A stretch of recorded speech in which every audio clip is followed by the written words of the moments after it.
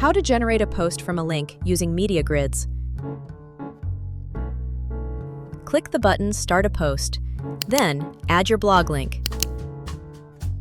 Your template is now generated. If you want to change it, select another from the template designer. Click Refresh to preview changes, add text or upload graphics for custom elements. You can also turn off autofill if you'd like to modify the text or images in the dynamic layers. Click Refresh again to see the changes. Next, click Continue to Posting. Select the channels you want to post to. You can edit the post caption that's auto-filled. To customize the caption for each platform, click the toggle and choose which channel to customize. You're ready! Now you can publish directly or schedule for later.